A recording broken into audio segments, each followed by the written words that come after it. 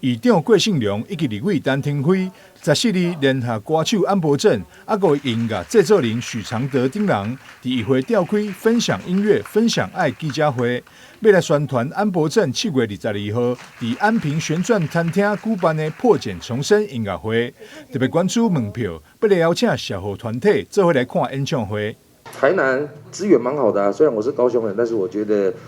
台南一点都不输给高雄哈，所以我觉得我也很开心啦哈，谢谢这么多乡邻的人。记者会上，除了安博正展现公益之声以外，连歌手张雅文也做伙响应。8月13日，高雄巨蛋的2022大跨越詹雅文音乐会门票，也同时要分享出来。每次演唱会我就会捐出几百张的票呢，赠送给这些阿公阿嬷呢，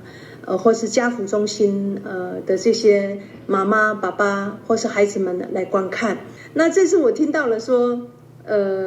有台南的家福中心的妈妈们，还有华山的长辈们，要打扮得很不一样的造型，在8月13号那天要给雅文一个大惊喜，是不是？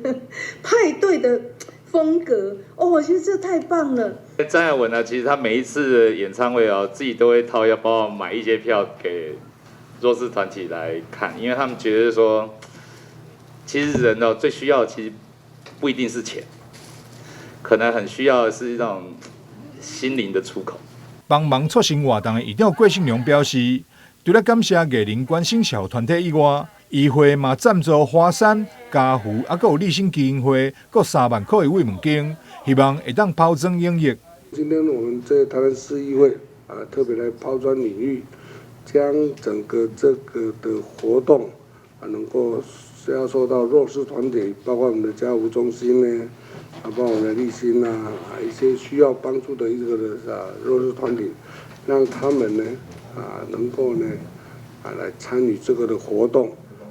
也借此呢抛砖引玉，希望社会大众在这段期间呢能够多多关怀这些弱势团体。我相信像疫情，大家的募款都减少，那徐老师就说他每次都分享，因为都希望说大家可以抛砖引玉，所以这也是一个抛砖引玉的动作。希望大家要注意到、关注到，我们其实很多的弱势团体是真的需要大家来协助的。在记者会上，安博正特别化身雷神索尔，替活动宣传，同时嘛感谢各赞助单位帮忙促成，才会当顺利完成这次的公益活动。